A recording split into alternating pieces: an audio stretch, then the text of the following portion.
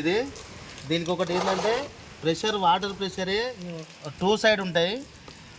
అన్ని పంపులకు 1 సైడ్ ఉంటాయి, 2 సైడ్ ఉంటుంది వాటర్ది.